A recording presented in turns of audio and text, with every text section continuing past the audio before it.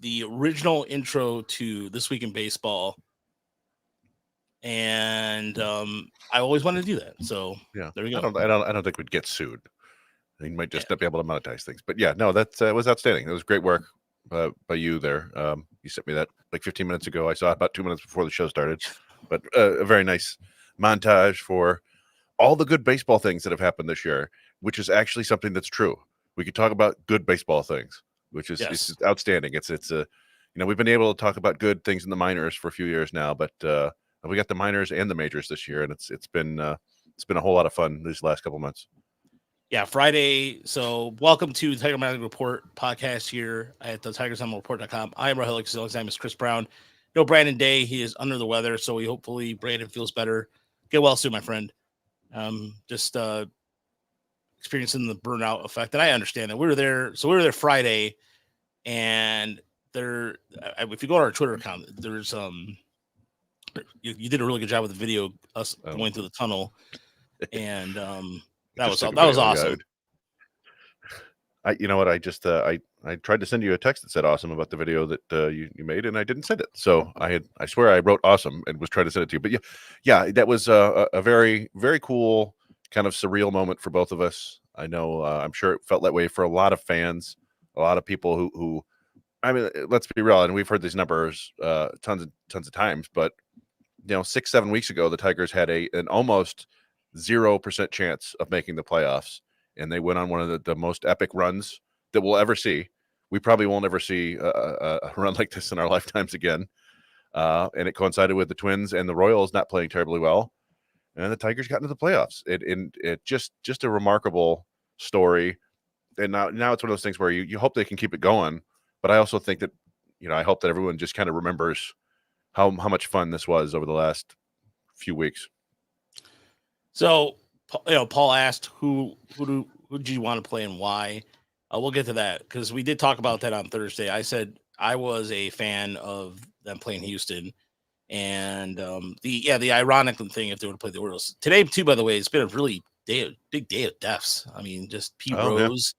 Pete Rose died. Did you see Pete Rose died? I did see that Pete Rose died. I see it like 10 minutes ago. Tumbo. Christopherson, I guess was maybe yesterday, but Still. I didn't watch that Pete Rose documentary. I think you did, and a bunch of other people did. I don't know. I didn't particularly care to, but yeah. I mean, an example of how to play the game the right way and live your life the wrong way, and it's a shame that when that happens, is that you either get yelled at for being too negative when you're like discussing somebody's death, or you get yelled at for not mentioning the bad stuff and just talking about the good stuff. And it's like, well, people are complicated, particularly someone like Pete Rose, who was one hell of a baseball player. Although, I didn't really, he was still playing, when we were kids, but just certainly not in his prime at that point. Yeah. And whether or not you think he deserves in the Hall of Fame, that's a different discussion altogether. But the fact is that if you look at the way, this segment's been brought to you by FanDuel, or our friends over at betonline.com. Yes. BetOnline is your number one source for, your choice. I'll trust the source. But you look at what's happened to him as far as like we're betting in baseball is right now. When I was walking by the Comerica Landing to go meet up with Stan, by the way, it was good to see Stan. It was good to see Sean. I got the chance to meet up with also Matt Wood. So shout out to Matt Wood. Yep. It's got to be some of the fans over the weekend. So thank you so much for taking your time to sit and talk with us too. Got to talk with the Eat 'em Up Tiger podcast too, Jordan and Alex. So it's good to talk to those guys as well. But you're walking by, you see the ESPN betting thing, and it's just kind of funny. But as far as like Pete Rose goes, the guy is the all-time leader in hits, and that wasn't that's nothing to shake your. It's a great accomplishment in baseball. So, it's weird. Hits. Oddly enough, hits don't matter as much anymore. It just the way it is. Maybe it's a good thing, maybe it's a bad thing. But when we were growing up, getting to that 200 hit mark was a huge accomplishment, and just getting a ton of hits was a big thing. And now people go, well, good for you, way to get those hits. But you need to drive in runs. You need to get on base, you need to hit home runs, stuff like that. So, but certainly, one of the great baseball players of all time. There's no real dispute there. And I don't know. You told me, I think, and maybe my brother told me too, that Charlie Hustle was originally like a negative thing. That's what other players called him because he was like busted his butt in spring training, and all these older players like, look at Charlie Hustle over here. He's like a little Rudy before Rudy, except actually good at his sport. But yeah, died at 83. I mean, it's not a terrible shock, right? But still, he's a big name in baseball, and he's gone. It's even strange about Mutombo too. I remember Mutombo more for that upset with Denver playing Seattle in the first round. That was first ever 8-over-1, I think. That's correct. Yeah, Seattle. That Supersonics team was stacked too. They had Kemp, they had Peyton in their prime. They had good old Afro curly haired his Afro Michael Cage. He had his perma care. Michael Cage, yeah, one of the best little mini afros of all time there. And this is like in the 90s. Yeah, that anyway. I think maybe Sam Perkins was on that roster, or I'm not really 100%. Or Death Shrimp, I think you're right. I was thinking Detlef Shrimp was out there, but he may have been with the Pacers at that point, but I can't remember. Yeah, I'm looking now. But I also remember Mutombo in another bad way when he was with the Hawks and they played the Pistons in the Grant Hill era, and he was just a force. And like Grant Hill, doing his thing, trying to drive in the lane, and Mutombo wasn't having it. So, but yeah, I mean, one of the greatest defensive players of all time in basketball. He wasn't a huge offensive threat, but Nate McMillan, I think, was on that team. Yeah, I'm going back and looking here. Let's see, lost. That would have been 91. No, 93, 94. That sound right? Yeah, they were 63 and 19. So let's look at that team. You've got Vincent Askew, Michael Cage, Kendall Gill, Sean Kemp, Nate McMillan, Gary Payton, Sam Perkins, Ricky Pierce, Detlef Shrimp. Ricky Pierce too. They called him the Rifleman, didn't they? Yeah, he was a 3-point assassin. Yeah, he was a Pistons first round pick. I'll be darned. But Mutombo, Mount Mutombo, and of course, eventually, developed his finger wag, and one of the great sports commercials of all time. Yeah, Michael Cage. Oh, thank you. Chuck Person was the Rifleman. Sorry, you're right. Chuck Person out of Auburn. Ricky Pierce was just a very good 3-point shooter. I was thinking Dale. No, Dale Ellis too. Dale Ellis was another 3-point shooter from Seattle. But look at that hair by Cage. That's so sweet. That is sweet. But it's a bummer. And then Chris Christopherson, of course, who I don't know a ton about him, but I do remember watching him in Blade. And I know people. He was a real sort of Renaissance man. But it's a really shame that all this death is happening. Yeah, it's the music career. Like he had a really prolific music career, which I didn't really to be honest, I didn't know too much about until later on when I started listening more to stuff like the band, Dylan, stuff like that. And he was considered just how I did the movie. He did the original movie with Barbra Streisand that Star is Born. Yeah, Star is Born that Bradley Cooper and Lady Gaga just did. So or people would call her Lady Gaga. There, I never did see that, but no, me neither. But there's baseball too. There's baseball. Let's get to baseball because there's a lot of baseball to get to.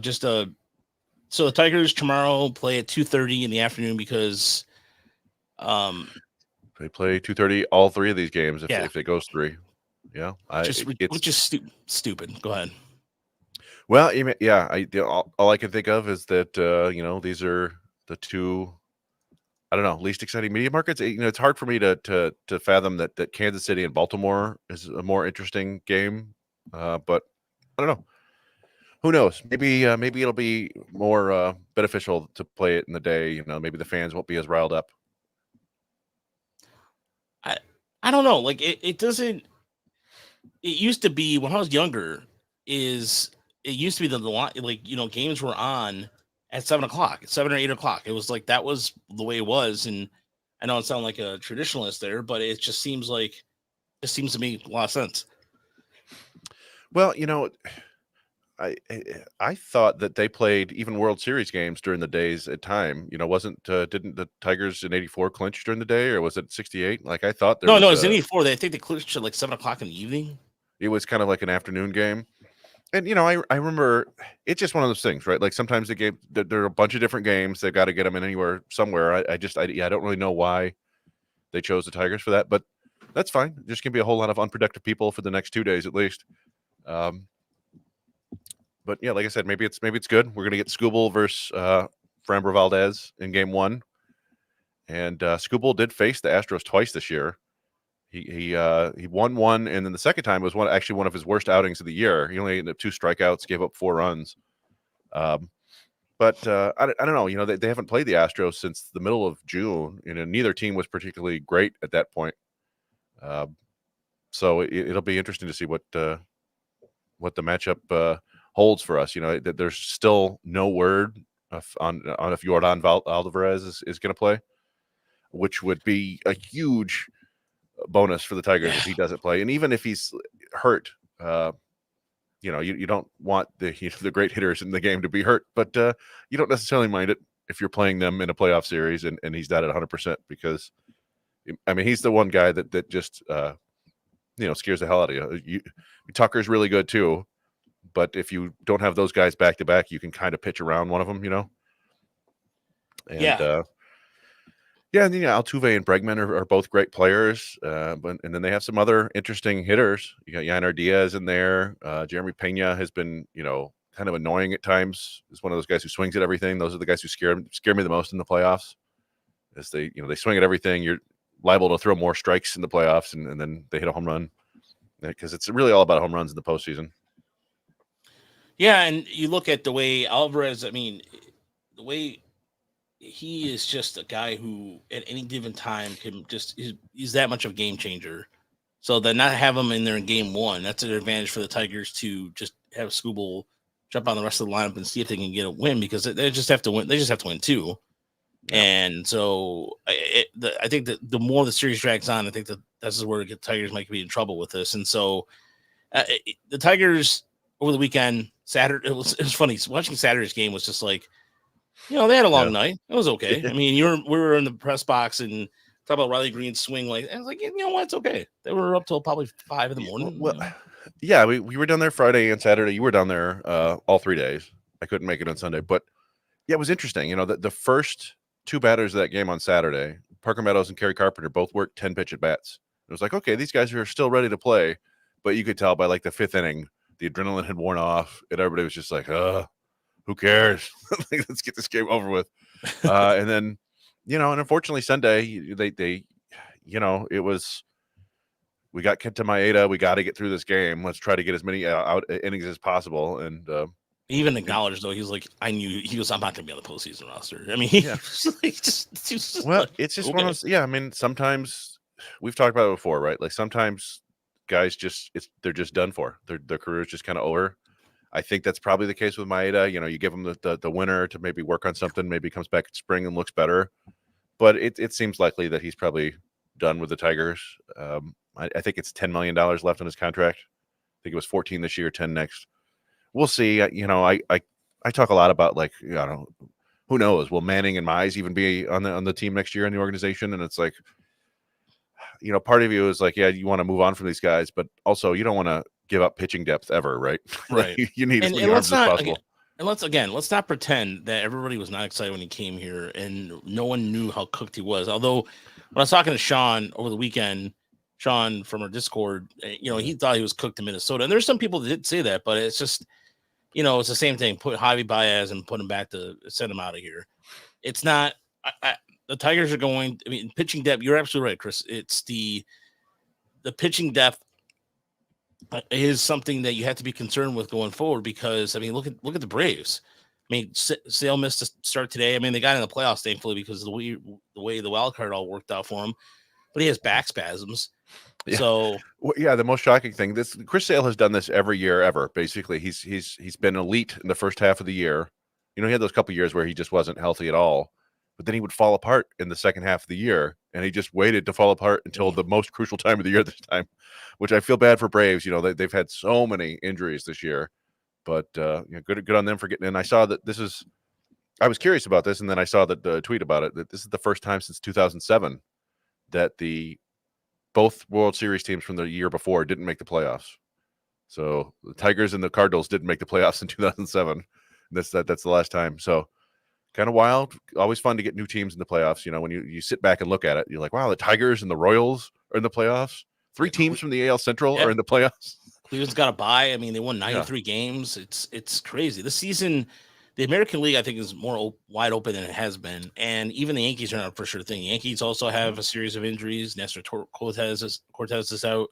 Yeah. So they have Rizzo's out. Yeah.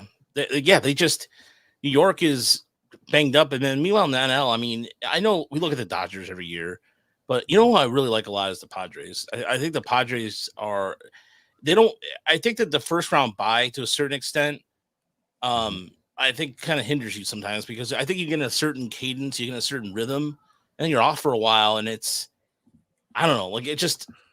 Yeah, I mean it's a small sample size, right? But I felt like the Padres were the best team the Tigers played in the second half of the year. You know, they were Parker Meadows' miracle grand slam away from getting swept by that team, and the Dodgers are obviously. I was just looking, so the best record since August 1st is the Dodgers, 35-18, followed by the Tigers at 34-19, the Padres at 34-18, and then you've got Houston at 32-21. So, those are four of the best teams in baseball, and that's with the Tigers kind of blowing it the last two games, but. Yeah, I agree. Like, I don't know, but I've been bitten by the Tigers before, or the Padres before. I've picked them a couple times in the last few postseasons, and then they get, they run into a red hot Phillies team or whatever, they fall apart. But they just seem to have a really good bullpen. They've got good starting pitching. They've got a good offense. It's. I don't see any reason why they can't, make real noise this year. Yeah, by the way, somebody was talking about the Japanese pitcher who went up with the Cubs. Tigers did like it. For the record, Tyler, the Tigers wanted him really bad. And yeah, of course, he may have not. It's not a foregone conclusion that he was never going to come here, but Tigers were making a strong play for him. So from what we heard. Yeah, but, the contract he ended up signing does kind of indicate that, like he just wanted to go to the Cubs, which is a bummer, but it wasn't like for a lack of effort on the Tigers side. Yeah. And the bullpen this year for the Padres, and the Tigers, by the way, pitching and defense is where I saw a good stat from Chris McCoskey discuss how much the Tigers. Wow. Sorry. I did not have any. I'm trying to cut back on how much caffeine I intake during the day. So I'm thus the glasses. So that way, maybe it's the glass. I'm just straining my eyes or something like that. Well, not straining my eyes, but just either way, regardless. Anyway, the Tigers pitching defense is what carried this team. They were one of the terms of defensive runs saved. I think they had the best defensive runs saved since 2006 when they went to the that was it's their best defensive runs. I think it was 56 in 2006 and 48 this year. I mean, really, that's something that Brandon has touched on. He talked about it with Bobby Scales right a couple weeks ago. Was it's not just the pitching; it's the run prevention overall. And we've seen like the Tigers' outfield defense has been spectacular, despite the fact that they constantly run into each other. They really have a bunch of guys out there who can go get it and make great plays. And the infield defense has gotten better. Colt Keith kind of had a rough month, but has been better. Torkelson certainly looks better on defense since he came back. Sweeney's been very solid, aside from the occasional, just total biff. Yeah, he biffed the ball. But then he had another one where the ball bounced off Colt Keith and he kind of grabbed it and made a nice athletic play. So that they've been getting good defense, they've been getting good pitching, and those are great things to have in the postseason, right? If an error can really screw you up in the postseason, ask who was it, Alex Gonzalez, the shortstop for the Cubs after the Bartman. He was the one that was really he somehow avoided the Bartman controversy. Yeah, well, why blame the player when you can blame the guy standing in the crowd? But ask Bill Buckner. Errors could haunt you in the playoffs. So hopefully the Tigers can keep catching it and keep pitching well. It's just it really is wild, and we've talked about this I think a ton, but it just bears more scrutiny that the Tigers, they traded at the deadline, they sold at the deadline. And they were down so many pitchers that they basically they had to, like, they weren't doing this opener bulk thing as a way to game the system and win. They were doing it to survive, basically, right? Like for like a month plus, they had two starting pitchers and they were just doing whatever they could to get innings. And it turned out that they would like it made them amazing, right? Like they were just like, oh, I guess we'll just get everybody out for all forever. It was like they broke their arm and then realized that they're much better as a one-arm swimmer. Like, oh, look at this, I'm much faster with one arm. Like it doesn't make any sense. So I don't know. That's just something that I hope people will always remember and celebrate. And who knows what it means for the postseason. I know AJ Hinch said we're going to pitch Scooble and then it's going to be pitching chaos, and I like that because that's what worked down the stretch. So to me, it really feels like as much as we talk about the pitching and defense, and then the Tigers. I just feel like the Tigers are going to bring that for the most part. Yeah. Now maybe the Astros will get to them, but I think it's going to come down to the Tigers hitters against the Astros pitching. Yeah, and that's where the biggest concern there is if you look at who the matchups are. I mean, it's as far as like just who they're facing. Valdez is a guy who's got this is a veteran laced team, so this is a rotation that you look at the way that they can stack it. I mean, he has a second half of the season. He's got an ERA 1.98 over his last 76 innings. Kikuchi. Like at first, everybody was like, "Oh, what the hell is that?" And Houston fixed him. Houston's like, you know what? We're gonna do our thing and fix him. And he has struck out a third of the batters he's faced, and he's kind of get and then you got Hunter Brown, former Wayne State grad, who possibly will go game 3. I mean, you're not gonna you don't think he's gonna be pumped up to face the team that he rooted for growing up? And they have Ronel Blanco too. Like, I mean, this is when somebody asked us in this today and last week, and I was more concerned about the Astros because of that pitching and because of Tucker and Alvarez. Now Alvarez might be out of the picture, we don't know, but the pitching's still there, and it bothers me. But I don't know. The way I look at it is those first 2 games against Tampa. Who was it? They were Pepio and who was the other guy they were facing? The bearded guy. I've forgotten. Yeah. But I know what you're talking about, yeah. But basically, those guys, those starting pitchers, were kind of shutting down the offense, and the Tigers pitching just, Zach Littell, thank you. Yeah, thank you. And they were shutting down the offense, and it just took a lot of grinding. Like, it eventually, Winsel had 3 outstanding at bats, and then finally got that huge hit. And I just feel like that's what they need to do. They have to, whatever they do, they just have to grind out as many at bats as possible, get the pitch count up. Get to the Houston bullpen, which is still pretty good, but the Tigers all year long have seemed to have answers, and that's when like AJ Hinch could go to work, right? You start, bringing in pinch hitters and messing around, and he's going up against a first-year manager, I think, right? And what is it, Joe Espada? Is that Houston's manager is? Yeah. Of course, I think he used to coach with AJ Hinch, so he might know all his moves, but I don't know. I just feel like that's got to be the game plan. Is obviously you want to get as many runs as you can against the starters, but really just try to grind them out in war of attrition style. That's my hope here. I mean, you look at the Houston's bullpen. You got Hader. I mean, he's been. I mean, yeah, he might be sometimes a little shaky, but he's still pretty good. Yeah. You got Presley, Abreu, and Neris, who they picked up in August, and he's actually been pretty decent. I mean, although Neris is still kind of like, the trusted thing, but still, this is probably one of their best. I mean, if they're the reason why I'm glad they're again, I'll stick with this. The reason why I thought they would be better off playing Houston is because Houston has done a lot to get here themselves. They struggled all season long. They're getting healthy, and so they're kind of on the same kind of high, if you will, as the Tigers. Whereas Baltimore is now getting healthy, and that's kind of scary a little bit. But Baltimore, even with they're getting healthier, their offense is. I think, and I was asking the beat reporters over the weekend, what's a tougher place to play, and it was a tough draw, but it was saying Baltimore is because in terms of like Houston has got the Crawford seats, and but there's some about being a little more intimate in Camden Yards, and so but yeah, Jake mentions it here. The bottom of the Houston's order doesn't scare me at all. And so that's where I think that if the Tigers can get and navigate the top of the order really, really well, keep Altuve also off the base pass, I think Detroit can win those kind of low scoring games based off their bullpen and be able to match up accordingly. Yeah, I mean, a lot of it depends on. I'll just be curious to see. Are we not going to get a Kerry Carpenter start in the first 2 games? Is he going to be on the bench for the first 2 games? I mean, if they're playing like they did all season, that's going to be the case, right? Yeah, same thing. It's going to hold down Cole Keith, isn't it? I mean, Well, I think Keith got a decent amount of starts against left-handed pitching, but yeah, it wouldn't shock me if he doesn't start one of those 2 games. You'll probably get Meadows and Sweeney, just because they don't really have any other. I mean, it's either Sweeney or McKinstry at shortstop. I suppose you could play Ibanez at shortstop. I don't know if you'd start the game like that, but yeah. So I don't know. You know, Carpenter has been their big bopper. I mean, Green has been a good hitter too.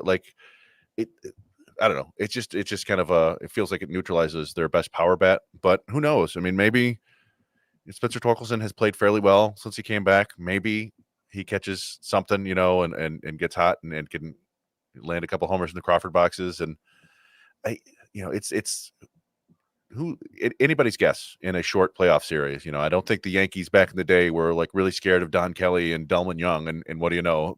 You know, they hit home runs and you're like, well, all right, it happens. So just got to go out there and see. I was kind of curious, and they haven't announced it yet. You know, Hinch won't announce it until he absolutely has to. But just curious about how they're going to make up their roster. I know. Did you end up doing like a roster prediction piece? no, I started to, but then just I wanted to finish my 2 weeks. So I did this blueprint series, and each team took longer than I expected. Like Erie took almost 1,000 words, and so Toledo's right now is like a good 400, 500 words to finish the series. But I look, I'm gonna just say this on the record. I think we're talking about you and I were texting this another. You know, we should do a segment. What Kristen Rogelio would text about, or like, you know, those slide in those DMs kind of thing. But no, it's they. You know, I know it sounds weird. I know Evan Petzold mentioned Akil Baddoo as a roster prediction. Eddie's Leonard. I know you people are going, what? What are you, crazy? Yeah, I am crazy, but he's a right-handed bat who's hidden with power over the last 2 weeks. He had a strong start to spring training before he got injured, and he's on the 40-man roster. I mean, he can play shortstop. He can play multiple positions. And I'm not saying they're going to do it because more than likely they're not going to. But so I guess Malloy and Maeda are the ones getting left off the roster. Apparently. Well, that's I don't know if that's Tyler's saying that or if that's just if he's heard that. Yeah, I mean, I went through and we can kind of go through and talk about it if you want. Yeah, let's do that. So I went through and the left hand. I've got 6 left-handed bats who are absolutely for sure going to be on the roster. Riley Green, Parker Meadows, Kerry Carpenter, Colt Keith, Trey Sweeney, Zach McKinstry. And then I have 5 right-handed bats who are for sure going to be there, and Matt Vierling, Jake Rogers, Spencer Torkelson, Dylan Dingler, and Andy Ibanez. And then you've got Winslow Perez. So that's 12. What I don't know is if they're going to go 13-13, 14-12, 15-11, 15 hitters and 11 pitchers. It's only a 3-game series. I don't think they're going to do 13 pitchers. So I think it's going to be either 14 hitters or 15. So then the question is, like, do you take Jace Young? He can play third base and second base. He can get on base. He hasn't actually hit for any power yet. He is a Texas kid. You know, maybe he'd get excited down there. To take Justin Malloy. He's a right-handed bat. He does actually do decent damage against lefties this year, although he didn't against Garrett Crochet. And then, like you mentioned, then they're like wild cards, right? Baddoo, because he's fast. You might need a runner. Ryan Valade is a right-handed hitter. We haven't seen him in months, but he could play a bunch of positions and he's right-handed. I don't know. Do you need another righty bat? Ryan Kreidler has never hit ever, but he plays shortstop and he's right-handed, and he could also play the outfield if he has to. Like, I don't know. I mean, I doubt it, but those are all options, I think. Yeah, Leonard, to me, Leonard's kind of all those possibilities would make the most amount of sense because of the amount of power he has versus Kreidler versus Valade. I mean, Valade, you want to reward for, I mean, you know, Valade was up and did a pretty good job when he was up here, and he can also play the outfield. Although I don't really trust him in the outfield as much as per se. I mean, Leonard, I've seen him play center and I think left a couple times in Toledo, but yeah. So the only thing that would worry me about Leonard is that presumably he'd be coming up to play second base, shortstop, third base. And I would have liked to have him come up and have any time at all, with the other shortstop and second baseman, just to get, if you have to turn a double play, just to get that chemistry, if that makes any sense. Maybe it doesn't matter. Maybe he's just a right-handed bat off the bench, and then, you use him and then you replace him with somebody who can play defense. But I mean, I think it's an interesting idea because certainly Houston would have scouting reports on him or whatever just from his time in Toledo, but it would be kind of a shock. They'd be after like, who the hell's this guy? How do we pitch to him? So it would be kind of fun. Yeah, and I do like what Tyler said too. It's you want to have more bench bats than arms, but Tyler said it's true. Worst case scenario is just as bad as hitting. But Kreidler, I mean, I think the biggest difference between Leonard and Kreidler is that Leonard has hit for power more than he did, or more than Kreidler did in Toledo. So that's where I'm at with that a little bit. But if you're looking at the bullpen arms too, the arms, I mean, if you're looking at who the Tigers are going to, the question becomes then, well, I mean, it's simple. Brisky will probably get an open start either game 2 or game 3. Yeah. Yeah. I mean, I can go through and we can go through the pitching too. Yeah. Because I have 9 pitchers for sure, I think, coming. And you got the right-handed pitchers are going to be Reese Olson, Bo Brisky, Will Vest, Brendan Hanafy, and Jason Foley. So that's 5. The lefties are going to be Skubal, of course, Holton, Gunther, and Herter. So that's 9. And then it's like, well, how many of these other guys do you take? I don't think they brought Job up to then not take him in the postseason, but who knows? So you got Job, Mize, Montero, Madden, Matt Manning, Brian Sammons, Kenta Maeda, and Ricky Vanasco. So I don't think those last 4 are likely. So it's really comes down to Job, Mize, Montero, and Madden. What about Ellis Lang? Well, unfortunately, he still has a torn pec, doesn't he? Yeah, yeah, sure. So yeah, I mean, I would assume that Jackson Job is going to go just because he has one of the biggest arms. Although and I've talked about this before, and I don't know if anybody cares if I'm the only one. He doesn't miss bats. If you want a guy who, he doesn't also give up runs or hits, so that's good. But if you want a guy who you desperately need somebody to come in and get you a strikeout, I don't know if Jackson Job's the one. Honestly, like, he misses fewer bats than Ty Madden. Ty Madden's far more likely to give up like a grand slam and get you in trouble. But I don't know. I think and they didn't really use Job in any actual high pressure situations in his 2 outings, so I don't know what role he would play. And then I think you may want at least one pitcher who can work 3, 4, 5 innings for you in case things go awful. You just need somebody to go out there and take it so you can use the rest of the bullpen. So I would think that one of Mize and Montero, if not both, will come. So I don't know. Yeah, I mean, it depends on. I really think it depends on how they use. I think if you're going to go with either Mize or Montero, it would be fine, because if you look at, the thing about Madden is, I think Madden is one of those guys that you can put in a situation like a 1-inning situation, because I think in 1 inning he's fine, but when you face him like a third time, that's when teams have kind of got to him a little bit. So I think that you have to Mize. If they let Mize just rip it, let it loose too, he's gonna be a 2 or 3 inning top guy too. I think this is gonna be a situation too, and this is something that I was asking. I'm surprised. I was talking to Evan Woodbury about this from MLive. I was surprised that they didn't try to put Herter in a situation where it was like use him as a situational lefty. You know what I mean? Like, so he can get that kind of experience for the postseason. Yeah, well, I mean, then they really didn't have the opportunity because they're trying to go for the postseason, I should say. Yeah, I mean, they basically had 2 games to kind of mess around with some things. Yeah, I don't know. Yeah, I agree with you. Like, I really wanted to see both Mize and Montero just kind of let it loose on Sunday.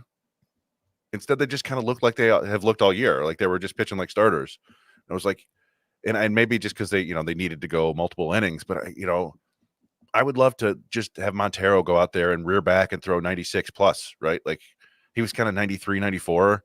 It's like, well, that's okay, but I know you have that. We've seen it from him in the past, but it's, he's thrown 150 innings this year. It's like 25 more than last year. He's got to be super gassed. I don't know. I still think he'll make the roster, but well, yeah, I did.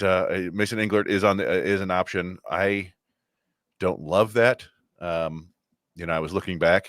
Remember the game that we were driving to West Michigan and the Tigers were actually playing the Astros? Oh, yeah, that's right. And they destroyed Spencer Arrighetti in that game. They scored like 7 runs off of him in fewer than 2 innings. And they had this big lead. And then Mason Englert came into the game and gave up 5 runs against the Astros. It's like, I don't know. He does have that changeup that comes with him. But yeah, I don't know. It'll be interesting. And for anybody listening to this rather than watching us, it won't matter. By the time you listen to this, you'll probably already know the roster. But there's a lot that goes into it, and some interesting decisions to be made, and a lot of interesting discussion. And if it were me, I think I'd go 14 hitters and 12 pitchers. I think I would bring Malloy and then maybe Badu, honestly, just because of that speed. You don't need him for anything else. You pinch it with Malloy. Something happens, you put Badu out there in the outfield. I prefer Badu to Malloy in left field, right? I don't know. That makes more sense to me than Jace Young, who he's just kind of superfluous at this point. I feel bad about that, but he hasn't hit a single home run yet. He played better defense than I expected, but it still wasn't great. I feel like with McKinstry and Sweeney, you don't really need another left-handed infielder. So I don't know. We'll see what happens. So as rest of the playoff playoff picture looks, so we mentioned Baltimore and KC. We'll talk about the pitching matchups there in a second.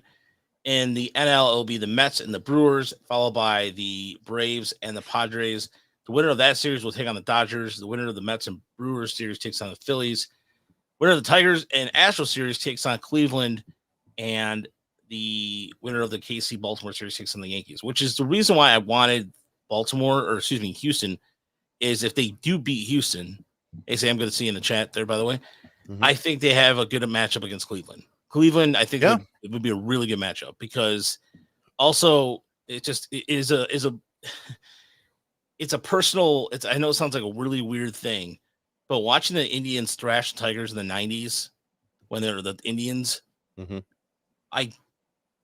sorry for any Cleveland fans out there. Sorry, not sorry, but it was just driving me nuts. Anytime that it's like a Detroit Cleveland thing, Cleveland always politely. And also another thing, their social media has the way they've been handling Tarek Skubal, who, by the way, won the Triple Crown in pitching.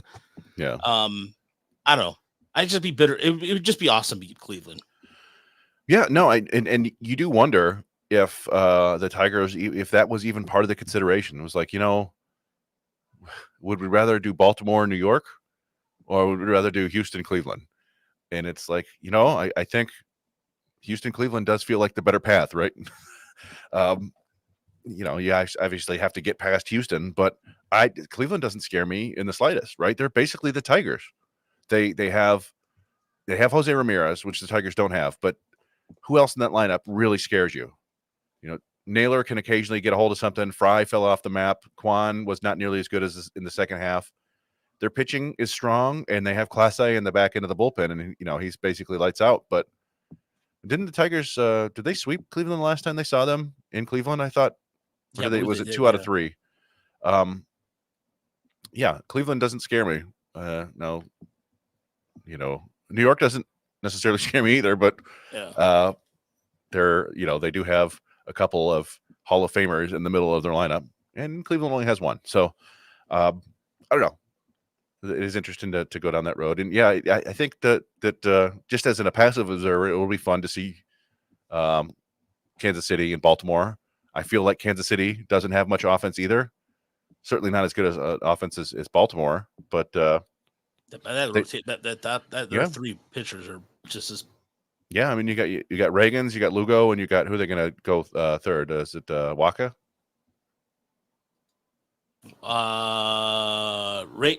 Yeah, I think it's Waka. Yeah, Waka. Okay. Let's see. So, yeah, Waka they have lined up for the third game. So, yeah, I mean, that's pretty good pitching. Now the Tigers just took out survived Reagans and Lugo, right? So. By the way, shout out to Walter, who's listening to us on air. He's in the air on a plane watching us. That is really cool. I've never seen it before. So shout out to Walter, who is at a work gig in the Nationals Park and then heading to see his in-laws in Sacramento. So I guess he's probably going to Old Town then. I guess that's the only thing I know about Sacramento. There's Old Town. I know nothing about Sacramento. And that's the capital. And that's Kevin where the Johnson was their mayor for a little bit. Yeah, and he was involved to get back to basketball. Yeah. No, it's fun to be able to talk about the postseason and then Yes. also be talking about the Tigers. And Yeah. also all the minor league players that came into, because one of the things we asked Parker Meadows, and it was something that I asked Parker in the clubhouse on Saturday, like playing with those guys in the playoffs, and I mentioned the 2022 team because he was on that Erie Seawolves team that lost to Somerset, and he's like, yeah, that experience did help. And when we asked Herder about what was the difference between do you I said, what was it? Because it was a year to the day on Friday that Erie won the championship last year, and the Tigers went to the postseason. And so I asked her, I'm like, do you what's a bigger, or what's the better moment? He goes, clearly, just like joking around. Like, he's like, yeah, that was cool and all that, but man, he goes, but you just, the amount of like, he's just, and then Brian, or was it Hannafy Senator? Come on, guys, and we're like, we're joking around, of course, but it was just funny anyway. Yeah. Well, yeah. No, it was, and we've mentioned this before, but I still think of that time we were down there for that first 2 years ago, that playoff win over, it was Somerset, right? Mm-hmm. Yeah, and as we, as leaving the field, Parker Meadows thanked us for all the, the coverage, and I was like, who is this nice young man? And so yeah, and he seems to have kept that kind of personality up through the majors, and you can't really overemphasize how huge getting him back and getting him to be the player that we thought he could be. And I'll be honest, like, we were as high on Meadows as anybody heading into the year, and he's been even better than I expected in the second half, right? Like, agreed, I thought he could be like a 95, 100 WRC plus guy. He's been like 115, 120 since he came back from injury, with that, Gold Glove level defense in center field. And we talked about, like, one of our hot takes this year was he was going to get more Rookie of the Year votes than Colt Keith, I think. And now things kind of went a little sideways with him starting 7 for 73 and spending 2 months in the minors, but he did, I think, end up with a higher WAR than Keith, and half the time. So pretty impressive freshman, I guess, sort of quasi sophomore year for Parker Meadows. He got a little bit last year, but yeah, just to see those guys that we saw out there in the playoffs 2 years ago, and they're up here playing huge roles with the big league club, it is fun. Who is it that? Yeah, Deadly Ninja B said youngest team in baseball made the playoffs. I heard somebody, was it you? I think compared them to the Packers last year, because, well, he's a Packers fan, but yeah, the Packers were super young. They're the youngest team in the NFL and ended up making the playoffs because they didn't know any better. So I don't know, just roll with it. And there's something that I was watching Hinch afterwards on Saturday in the press conference talk about what it meant to him to get here and everything. How he wasn't sure if it was going to, when he came here, wasn't sure he was going to manage again. And hearing him kind of like get somewhat emotional, him saying, like, quote, "I didn't plan on talking about it, but it matters a lot to me to see a team respond the way they have and get to October as a winner. It's about the players. It's about the work they put in and the things that they are doing. And I have a tremendous coaching staff. But I'll be emotional in my own way, probably behind closed doors. I'll hide it from you guys from when getting back to October truly means to me," end quote. And that's exactly what happened. I mean, there's moments, I mean, emotion where you see him and Jason Benetti bear hugging each other in the beer. And how cool is that for Benetti, who just got the call? Like, it was all karma, like cosmic, whatever, that the final call for them to close was against a team that really basically told them to get lost, essentially. And they set the record at the same time, set the record for most losses in a season too. So, but to see, even seeing Scott Harris not be robotic. Let's talk about that for a second. That was weird, like going around the club. Like, I know you were upstairs, but in seeing, I mean, I can't take pictures or photos, obviously, because it's the rules, but seeing that and myself, seeing Scott Harris just smile and laughing and getting beer sprayed all over him, to me, that was wild. That was really wild, because, I mean, Chris Illich got beer sprayed. Yeah, cool. That's cool. That's expected to happen. And Riley Green's answer of, like, well, it's always been my dream to do that, was funny. But it was just weird to me because, like, Harris was just out, like, he's out in the media, like, he's all out talking to everybody, and that was just it's been, especially the way it's been the last few years with the Vila beforehand. Go ahead. I'm sorry. Well, yeah, I mean, I don't know why, but I was mildly shocked to see him down there on the field celebrating with the players. Like I at first, and I'm like, oh, well, of course he is. Like, he went on Cody and Kieran's podcast the other week. It was like, I think, fantastic job. Yeah. yeah, once the winning really started and like the success was there and they're going to make the playoffs, I think like he felt more comfortable kind of showing his face. Yeah. And I don't mean to say that like he's a front runner or something like that, but it's like, No, like, yeah, like I want to celebrate this and feel like we've done something good here, and I should be out there with the boys. And yeah, that was cool. Now we could talk a little bit about. I think we finished the show talking about how just being down there in the field and all that stuff was cool. But we did. I know you wanted to talk about Tarek Skubal a little bit more because we did see one of the greatest seasons in Tigers pitching history. So we could discuss that first if you want.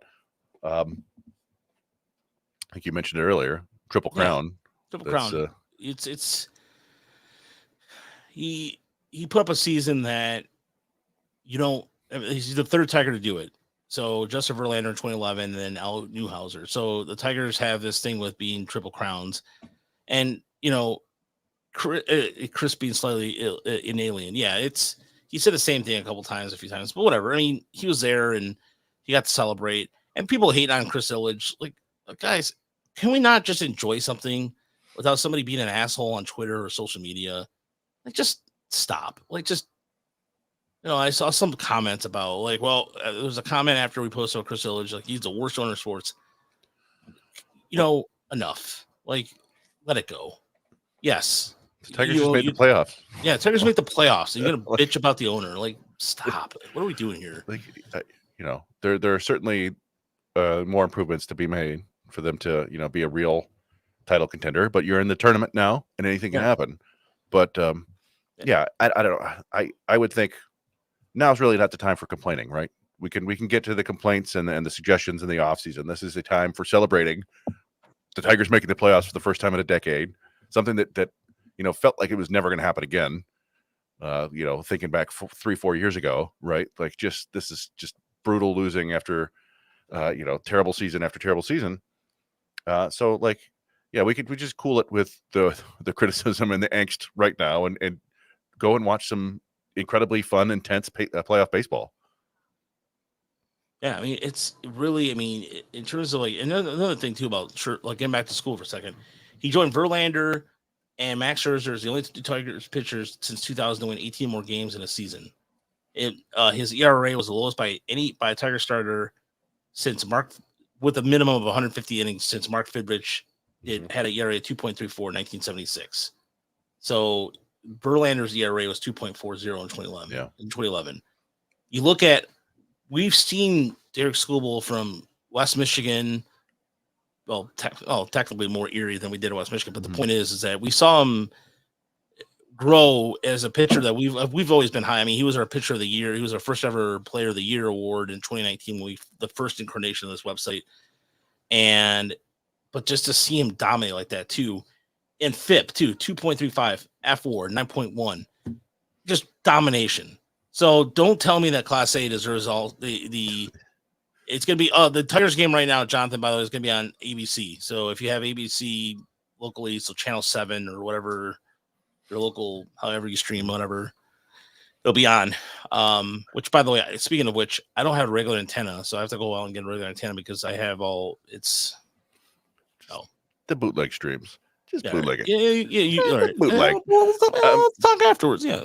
But yeah, like in going way back to the beginning of the year, we kind of try to envision what would it take for the Tigers to really get better than they were last year, and it involved Tarek Skubal having a Cy Young year, and he did, I think, as much as any of us could have hoped. Really, you can count the number of lackluster outings he had on one hand. He was just incredibly consistent, dominant at times, very good almost every start.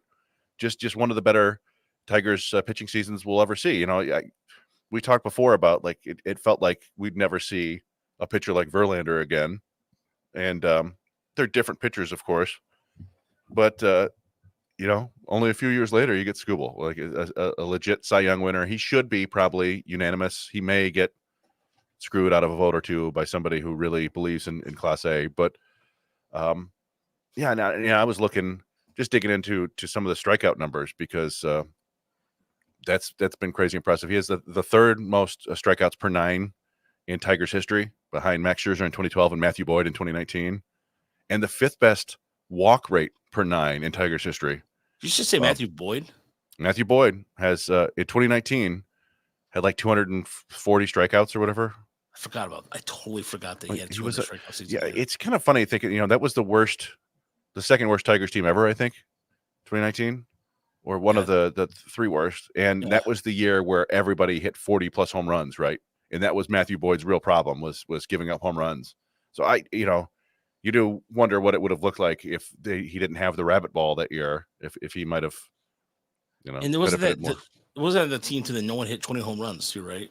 Yeah, the Tigers, they were absolutely awful. That was like the Ronnie Rodriguez year, but Matthew Boyd had a monster strikeout year, and then it was Scherzer in 2012. But Skubal has the best strikeout to walk ratio in team history by a mile. 6.51 this year. 6.51 strikeouts for every walk. The next best in Tigers history was 2019. What's that? I was gonna say I was gonna take a guess, but it was gonna be Matthew Boyd. It is Matthew Boyd, yeah, at 4.76, almost two better. Skubal's strikeout percentage beats Boyd, 30.3 to 30.2. So one of the most dominant. Like, to have that many strikeouts and not walk anybody is it's just about as good as you can do, right? Like, it's a spectacular year that deserves to be celebrated as much as it does, and hopefully he'll get that Cy Young award and put it next to the World Series trophy. Yeah, I mean, you look at, the Tigers have not always, but the Tigers have had some really good left-handed pitching performances. I mean, you look at the year that I always think of is the 1971, where Mickey Lillard struck out 308 in 376 innings pitched. Think about that for a second. 308. He led the league in strikeouts. Somehow he didn't win the Cy Young. He got hosed out of Cy Young for Vida Blue, I think, who won more games, whatever the case was. I think it was 71. But he came back the next year and struck out 250 and 371 and 327 innings pitched. It's just crazy to me. It blows my mind. Anyway, but that's Al Newhouser. He was also another lefty too. The Tigers have traditionally been, just in terms of some of the standout performances. You just mentioned Matthew Boyd too. So it is. But the way it was another stat too. The Tigers didn't have like a 30 home run guy. They didn't have a 20 home run guy, right? They had, Green hit 24. Oh, 24. Okay, I'm sorry. Yeah. There was 100, like this 100. They didn't have a 100 RBI guy. There was just like these certain plateaus of stats that are kind of common. What you see, for example, Ramirez was hovering over a 40-40. Ohtani's magical year. You look at Bobby Witt Jr. and the Tigers just. You look at the team on paper, it's just like a stat heavy team. And I know 300 is not what it used to be. People used to like the highest batting average on this team was 262 by Riley Green. And I'm sorry. Well, I'm sorry. Two qualified hitter. Yeah, qualified hitters. Why? Because Carpenter, I think, hit more than that. But but for qualified. But it's. Yeah, it's a team that even after the home run drop off. Carpenter with 18. If it was an injury, probably would have had 20. But still, it is just that nobody came even close to 150. Cole Kiva led the team, was tied with Green with hits with 134. So not even a 150 hit guy on the squad. No, and we talked about it a couple weeks ago because I wrote that article about Riley Green, but because he missed some time with injury, but he still had one of the best seasons ever in Tigers history for a 23-year-old, and it kind of was quiet, if you will. Like, I was really hoping he'd get his 25th home run just because it would be cool, but he's still, I think, one of 8 Tigers age 23 or younger to have a 23-24 home run season. And I was looking, I just did a stat head search right now, and it's the 14th best WAR for an age 23 or younger Tiger ever, and that's including a bunch of guys from before 1950. If I just set it to the integration era from 47 on, what do we get? We get Al Kaline, 3 seasons from Al Kaline, 1 from Jason Thompson, another from Al Kaline, and then Riley Green. So Al Kaline at age 20, 21, 22, and 23 had more WAR than Riley Green, and Jason Thompson in 1978 at age 23 had more WAR than Riley Green, and that's it. That's it. He's ahead of Bill Freehan, Austin Jackson, Travis Fryman, Alan Trammell, Lou Whitaker, Milt Kyler, Lance Parrish. So really, yeah, one of the great seasons from a young Tigers hitter ever. So we got that. You got the Scooball season.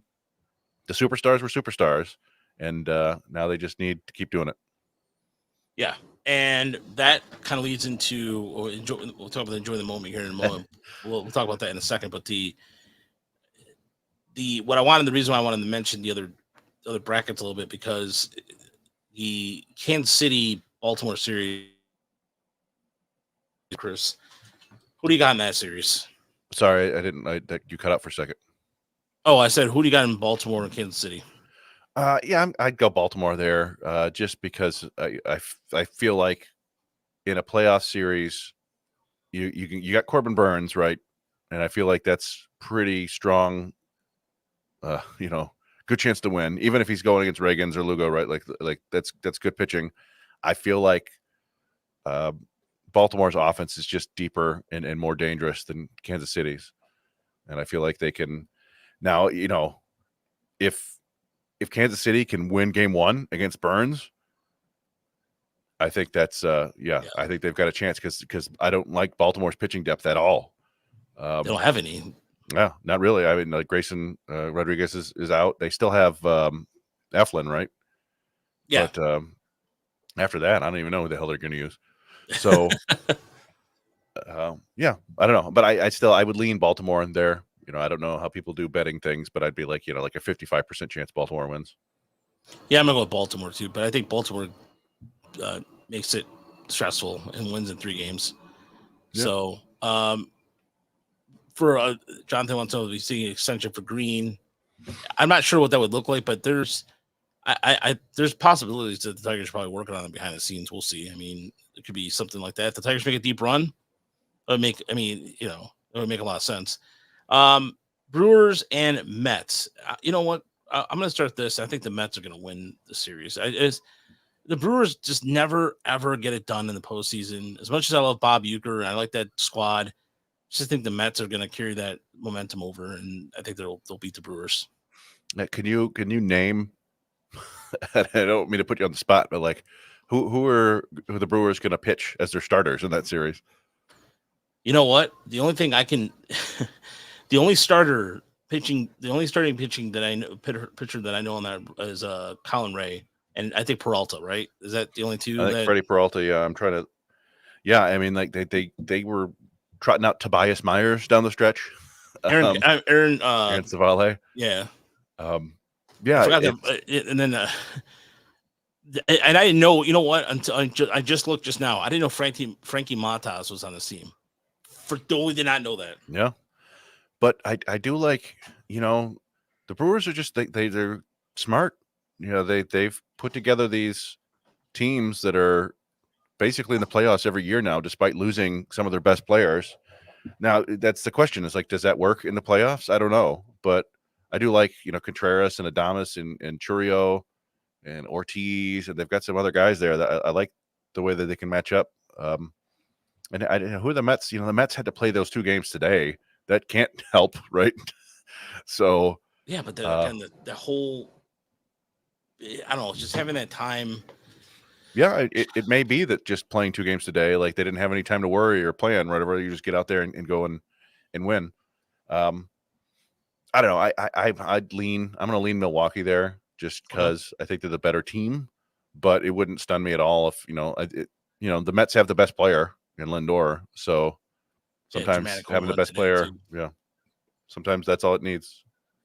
And then this is I think the Padres and the Braves. I think the Padres are going to win that series too, and I think it's going to be that home field. Playing that stadium is tough. Yeah. And for respect to Atlanta's been devastated. And I know they got Ronaldo Lopez back. Ronaldo Lopez, he's been struggling with injuries a little bit, but I think the Padres. I really want Padres and Dodgers next round anyway. Because that's a series that I will stay up late to watch for. I mean, I'll take naps during work or, during my lunch breaks at work to watch the Dodgers Padres, because that's some of the best baseball I've seen all season, watching those two teams play. Yeah, and I'm leaning Padres there too. I said earlier that where's that bubble? Did you see that? You had a thumbs up bubble next to your head on the screen. I did. Yeah, is that from doing something like? I don't know. But yeah, I lean the Padres there too, because we talked before, their offense is really good, and you're gonna have Dylan Cease and Michael King, and I don't know who they're gonna bring out for the thirds. I don't know if it's Musgrove, probably, I would assume, but we saw that they're pitching there, and that's it's a tough place to play, and I just think they're the better team. Yeah, and then of course the winner of the Mets and Brewers would take on Philly, and Philly's. Yeah, like I said, it's just the NL is gonna be a fun watch, and but the fact here we are we're talking Tigers in the postseason again. I know we keep mentioning that, but it's just really cool. yeah.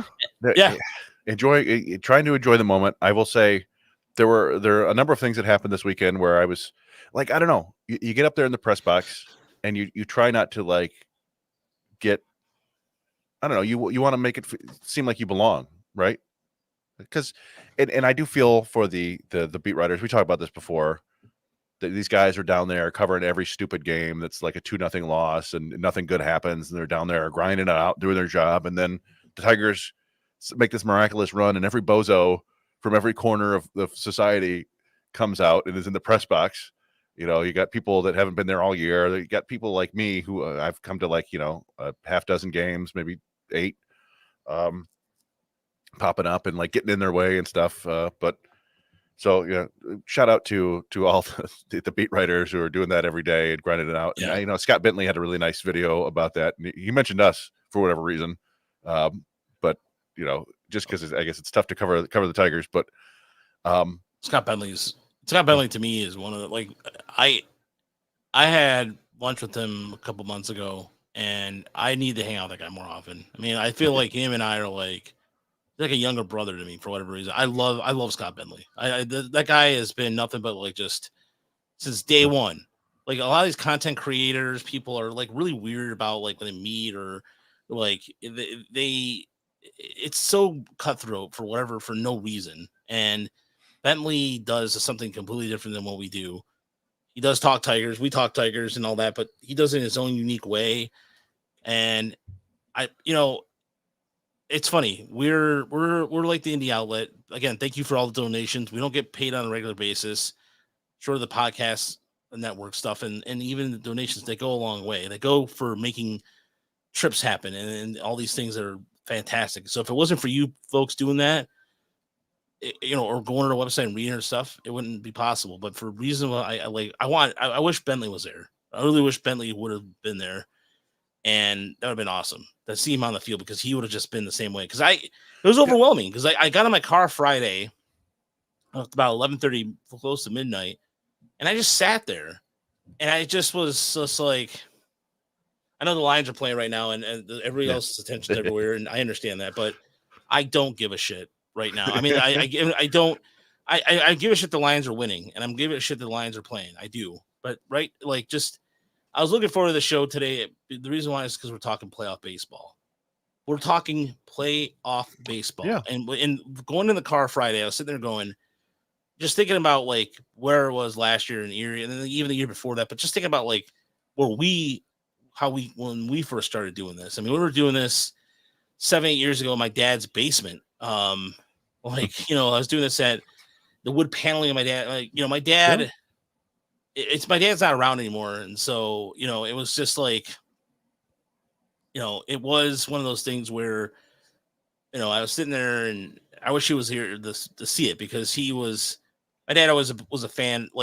He never understood radio. He never understood you always thought of this as a hobby. Mm-hmm. But then when I was telling him I was going to games and everything, he started really getting into it. It was really cool, and it was cool. And so, but Lions fans right now enjoying what they're doing right now. And I'm joking about not giving a shit. It's cool that the Lions and the Tigers are part of the national fabric of sports right now. And it's something that it is very it's so cool as a Detroit fan because we always talk about Detroit versus everybody and all that, but it's just essentially it doesn't have to verse anybody. It's cool. It's just I don't know. I don't know. Like I'm still absorbing it a little bit and just seeing like how I mean, shout out to the Tigers PR department too, because the way that's been like the way that we've been getting welcomed in there and everything like that. But just Yeah. I'm really grateful for the Baseball Writers Association in Detroit to allow me into that organization because that's how I got in there in the first place because we were busting our asses and everything. But yeah. Yeah, it's every time we go there, I get to go to the press box, cover the game. I feel a little bit fraudulent, right? Because we don't have the deadlines that those guys do, right? Like they actually have to get the story done. They've got stuff that they need to get done, and we're just kind of there because it's like, well, it feels good to show our faces here, and we want to be covering the Tigers too, and we have. We both wrote stories over the weekend. I tried to write like a bit of a gamer. With a rookie bend on Friday. I didn't get it done until Saturday because again we don't have deadlines. But of course they don't pay us. So if somebody paid us to go down there every day, we'd go down there every day. But it's also it's fun. Like I've talked about it. I think it was 2 years ago, where Jim Leland talked to me, and I was a little bit awestruck. That's like the only time that's happened to me. Yeah, because it's you don't want that. But it was really I was kind of struck this time on Saturday actually. When it was a rain delay and the Michigan game was going on. And so if people don't know, there's like the press box area and there's like two press boxes basically. And then there's the little cafe area. And then on the other side, there's kind of like an auxiliary room. I don't know what they call it, but it's people can go in there and eat and whatever and watch TV. And I was just in there watching the Michigan game.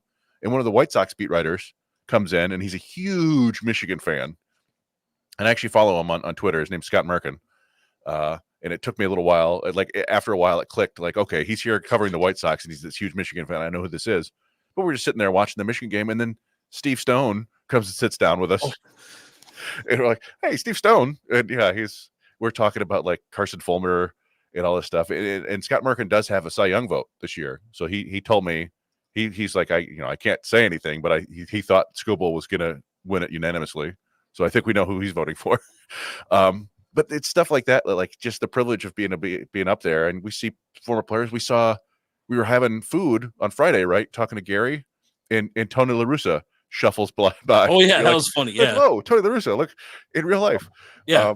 So that White Sox scout too, that was sitting in the middle holding court and just was like, well, it was just like he was doing a really good job of like just going on about certain things. So but yeah, I mean, it's just kind of, it's fun being up there. I feel like it's a huge privilege, and we try not to take it for granted. And then to be able to go out in the field on Friday as they were clinching, that was really spectacular. But again, I was trying, like, I feel bad because I don't think I enjoyed it as much as I should have, if that makes any sense. You're just kind of out there amid all these players celebrating and this incredible accomplishment. And we're like, we need to talk to somebody. Let's go talk to somebody. We got Colt Keith, we got Malloy for a little bit. Just seeing all these players out there, and then just being out there for that was cool. But I don't know. I didn't let myself kind of just be a fan, and I feel bad about that. But I did when you and the rest of the guys who have clubhouse access went into the clubhouse, and I actually tried to go back to the the press box, but I couldn't because Paz was there holding court. And all the kids were lined up. So I was like, I can't get out. So I just went back and I hung out with the families for like 10 minutes, and all the families. And like, I wouldn't know these people are the families, except for the fact that they're all wearing their players' jerseys, right? There's like, there's 4 Torkelson jerseys. I'm pretty sure I know who they are.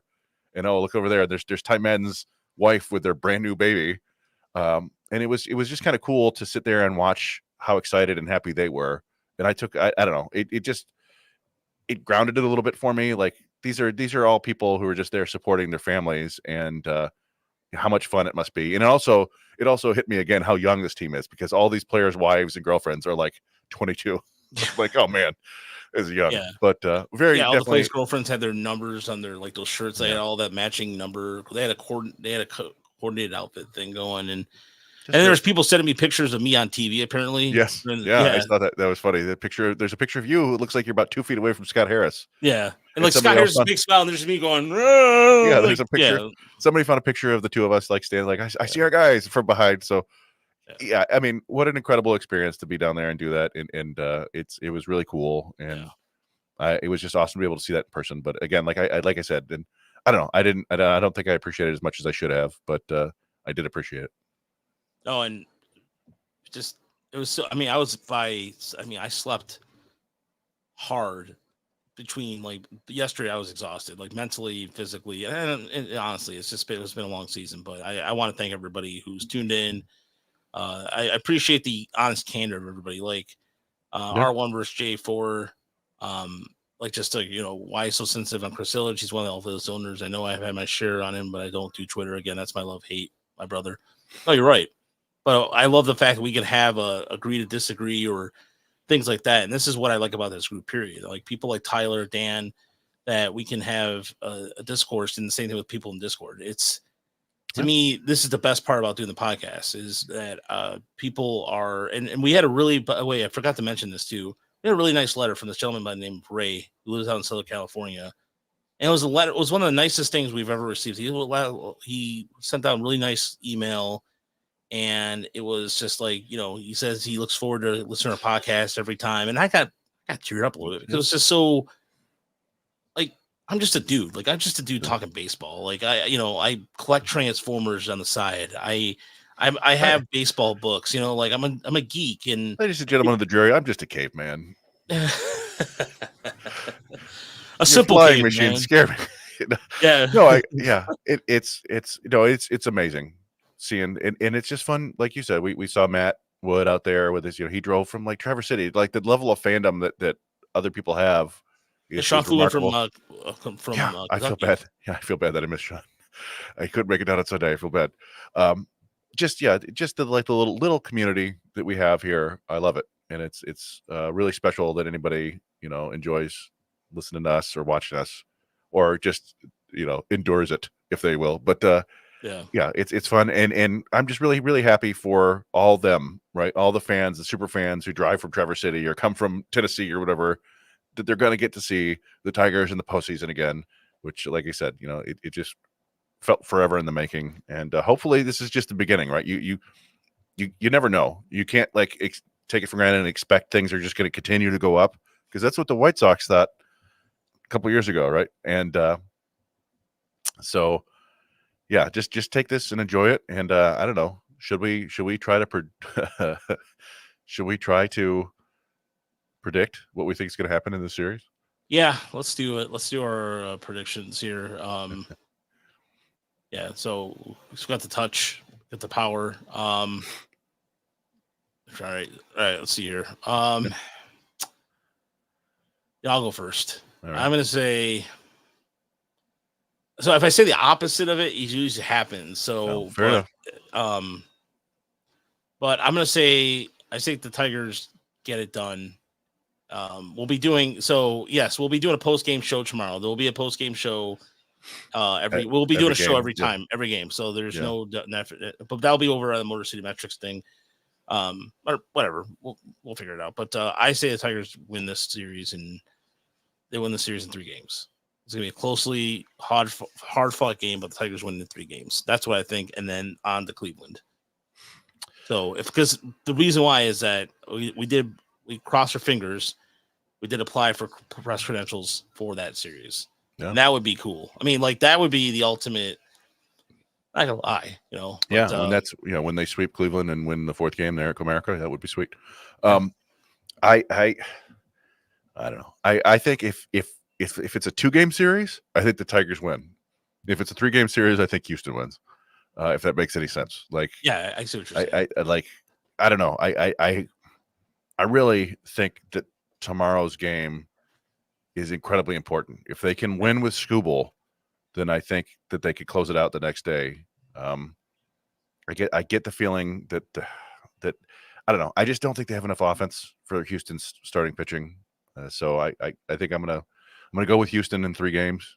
Unfortunately, I hate to say it. I just think Houston's a better team. Of course, the Tigers have been better since August 1st. But I just think in a small series, I think it's going to come down to home runs, and I think Houston's more likely to hit more home runs than the Tigers. Sorry. By Discord logic, that makes sense because every time you've said that, kind of, it's been the case. Well, yeah, again, the negging of Jace Young, but no, I mean, I'm serious about, like, the fan. Like, no, I'm serious. They're gonna lose. Yeah, well, the fan in me wants the Tigers to win, and it wouldn't stun me whatsoever if they do. I just feel like Houston's just the better team, unfortunately. Yeah, I get it. I mean, it's a lot to. There's Matt. He got it out finally. Theme song for the 2024 Tigers should be "Nothing's Gonna Stand Our Way," performed by Kick Axe and Spectre General. I'm not familiar with that song. It's something about Transformers, I guess. So you know what? Let me. If you try to play it, you'll get kicked off. But yeah. Well, I'll have to play it afterwards, or else. Yeah. But if you want to help us not monetized, you can just send a link, donation link there. But no, but yeah, I can go on about my Transformers collection, because it's here's what we're gonna do. We're gonna have a show where you compare your Transformers to various players on the Tigers and why. That's the assignment. Well, I mean, if you're gonna, which one's Scooble? Which one's Scooble? Mm-hmm. Oh, that's easy. I mean, hold on. I feel like he's Starscream because of the screaming, and he's the star, right? Am I right? Oh, well, Sarah has shown up. Sarah's popped in to say that it's a lot. Yeah, my wife is. So Optimus Prime. Yeah, he's he's got the look. He's got the hammer. This is a little hammer accessory toy right there. He's yes. He's Optimus Prime. I mean, actually, okay, this is AJ Hinch. So okay. I mean, AJ Hinch is Optimus Prime. Yes. Wise old leader. Like the team rallies around him, and Derek Scooble is really. Oh, hold on. I think maybe Kerry Carpenter is Optimus Prime because of the OPS. I don't know. I'm just over here riffing, making dad jokes. Yeah, what do you got? What do we have here? I don't know who that is. He's Who is it? Hot Rod? That's Hot Rod. He's like the hot shot, like. Oh, okay. That's if he's going back to '86 soundtrack. There to be stupid, by the way. Weird Al has the best track on there. But anyways, maybe a little bit of Hot Rod. Maybe he's Grimlock. I don't know. But yeah, we'll have to do it another time because I mean on the fly I'm gonna say it's a Hot Rod. Because Hot Rod comes through the clutch. So there we go. There's a lot of gatekeeping out there going on right now, probably on the stream. I don't care. I think yeah. It's my escape from baseball. I mean, I love baseball, but this is oh my. Yeah, Dan's like, oh my, yeah, I know. I don't robots in disguise. Yeah. Which again, I think it wouldn't shock me if Otani actually is the Transformer. Yeah. I mean, he's the ultimate Gundam. I mean, he is a Gundam. I mean, if you want to, obviously Transformer wise, but it's either way. That's a little bit about me that I wish I did not. I don't choose to. I share it sometimes because people. I'll be 43 next month, and I don't like.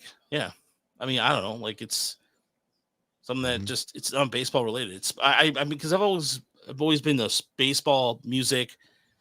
But collecting Transformers because they're not that really expensive. Some can be expensive, but it's really just something that when I was a kid, I didn't have a lot growing up. Like we were always, my parents worked two jobs to put us to Catholic school and put us in a better education. So as I got older, it's something that I just enjoy, and it's just something gratifying, just as much as the Tigers going to the playoffs. So I'm happy that everybody's been coming along and watching us all season long. So thank you, seriously, from the bottom of my heart. Awesome, thank you. Yeah, thanks. I concur with everything. I don't have an impressive collection of anything. There you do. You have some good board games. Well, look at that. Otani would be the Decepticon. Ooh. Like that. But yeah, I don't know. I enjoy collecting listeners and viewers. putting them in my little jars in the basement. So anyway, yes, I agree. Thank you, everybody, all season for hanging with us and watching us, even if you tune in for 30 seconds and said that's not for me. Yeah. We appreciate anybody hanging with us, and when you see us at the stadium, say hello, all that stuff, and hopefully we get to be talking about a win tomorrow. Yeah, we'll be so post-game show tomorrow. Yupper will be joining us, and so there'll be post-game shows after every single game. So thanks so much for listening. Thank you very much for tuning in. Go to our website, tigersmlreport.com. Colin, our young intern from Toledo, just did an article that was talking about the pitching staff and how they put together. So there's that, and then the last part of the Blueprint series, recapping Toledo season, will be up there tomorrow. So for myself, Chris, we'll see you. We'll talk to you tomorrow after hopefully a Tigers victory. Have a good night, everybody.